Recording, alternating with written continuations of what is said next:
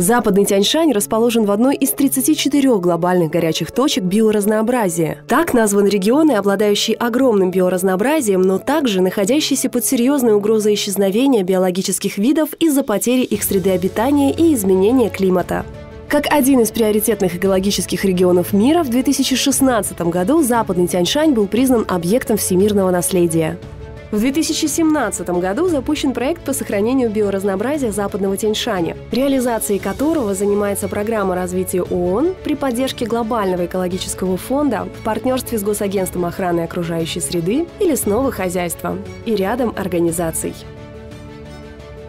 В 2016 году на территории Западного Тянь-Шаня были образованы два государственных природных парка – Алатай и Каначу. Один в Токтугульском, второй в Тугус-Туройском районах. С целью сохранения уникального биоразнообразия, охраны редких и находящихся под угрозой исчезновения животных и растений.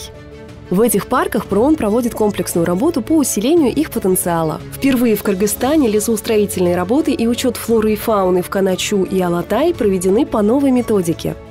В результате были протаксированы, или другими словами, определена ценность более 4300 выделов, уточнены границы парков на протяжении 240 километров. Для эффективного осуществления природоохранной деятельности природные парки получили новые внедорожники, полевое обмундирование, оргтехнику и офисное оборудование. Егери оснащены средствами коммуникации, оптикой, фотоловушками, экспедиционным оборудованием и рабочими лошадьми.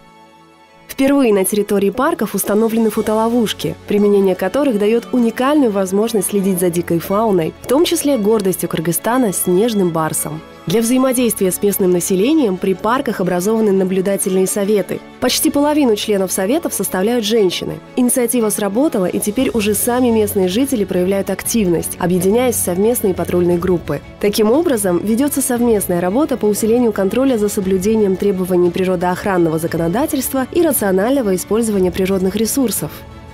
Внештатные егери – добровольцы из местного населения, которые помогают сотрудникам парков в сохранении биоразнообразия и борьбе с браконьерством. Поддержал проект и лесовосстановительные работы на территории отдельных лесхозов Западного Тянь-Шаня. В 2018 году там были высажены особо ценные породы деревьев – грецкий орех, фисташки и миндаль. Общая площадь посадки составила 94 гектара.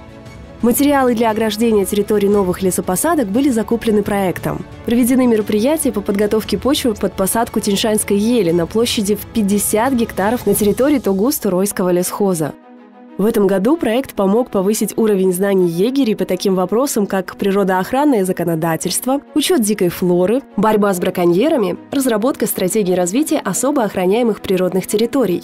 С этой целью было организовано 20 тренингов, участие в которых приняло около 550 человек, из них 122 женщины. Совместно с секретариатом СИТЕС впервые в Бишкеке на региональном уровне состоялся Центральноазиатский семинар по вопросам реализации исполнения Конвенции о международной торговле видами дикой фауны и флоры, находящимися под угрозой исчезновения. В данном направлении идет работа с кинологической службой страны в борьбе с браконьерами и незаконной торговлей и перевозкой дериватов. Совместно с ФАО, Всемирным банком и GIZ проект оказал содействие в проведении семинара по разработке плана действий Госагентства по наращиванию потенциала и повышению осведомленности в сфере сохранения биоразнообразия и секторе лесного хозяйства. Более 30 представителей особо охраняемых природных территорий Западного Тянь-Шаня получили возможность изучить положительный опыт предыдущего проекта ПРООН-ГЭФ на примере природного парка Хан-Тенгри в Центральном Тянь-Шане. А представители пастбищных комитетов и делегации из Узбекистана в Сусамырской долине на примере системы электронный Джаид-комитет ознакомились с принципами устойчивого управления пастбищами. Ознакомительные учебные туры были организованы проектом в партнерстве с программой развития ООН в Узбекистане. И вот теперь мы снова возвращаемся к гордости Кыргызстана – снежному барсу. Сегодня всему миру известно, что образ этого уникального животного был выбран талисманом третьих всемирных игр кочевников. В поддержку такого решения проект организовал интерактивные игры, выставки, информационные акции, викторины и видеопоказы с призывом к сохранению снежного барса и биоразнообразия. Свидетелями всех этих мероприятий стали гости всемирных игр кочевников в урочище Кырчин и городе Чолпон-Ата. Там же, на Иссык-Куле, на берегу озера, был проведен уникальный эко-час, в течение которого 170 детей и подростков обсуждали множество вопросов, связанных с энергоэффективностью и охраной экологии. Между тем, проект поддержал творческую инициативу по сохранению снежного барса, итогом которой стала новая коллекция детской одежды с образом снежного барса под названием «Сохрани меня». Таким образом, ее создатели хотели привлечь к проблеме внимание общественности, а более всего подрастающего поколения.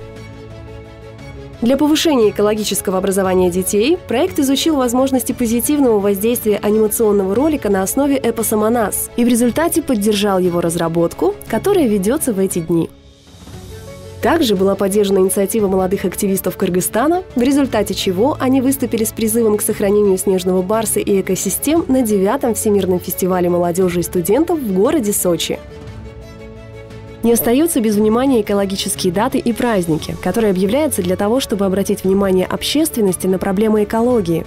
Так, в честь Международного дня Земли в Токтагульском и Тогуз-Торойском районах прошли экологические акции «Марш парков» под девизом «Природа и молодежь. Одно будущее», в которых приняли участие около 600 человек. В День охраны окружающей среды был поднят лозунг «Отказаться от использования одноразового пластика». Под этим же лозунгом проходили и Всемирные игры кочевников, когда в местах большого скопления людей при поддержке Биофин были изготовлены и размещены специальные установки для сбора пластиковых бутылок. А Международный день снежного барса был отмечен декадой снежного барса, в рамках которой состоялись чемпионат страны по хоккею, экологическая выставка в Национальном музее, флешмоб с участием студентов столичных вузов, премьера спектакля «Сурочки» по мотивам произведений Чингиза Айтматова, театрализованные постановки с участием детей, лекции в школах по теме сохранения снежного барса и бережного отношения к окружающей среде, промо-мероприятия во время Всемирного горного форума. О глобальном значении проблемы сохранения снежного барса и его экосистем говорит тот факт, что в 2017 году Международный форум на эту тему собрал представителей 12 стран мира. И все они подтвердили готовность к совместной работе по сохранению снежного барса и разработке совместного проекта. Проведение форума в Бишкеке было также поддержано проектом. ПРООН оказала содействие в разработке нормативно-правовых документов, применение которых должно помочь Кыргызстану на стабильной основе улучшать деятельность особо охраняемых природных территорий. Проект ПРООН-ГЭФ вносит существенный вклад в достижение целей устойчивого развития. «Сохрани меня, твоя природа».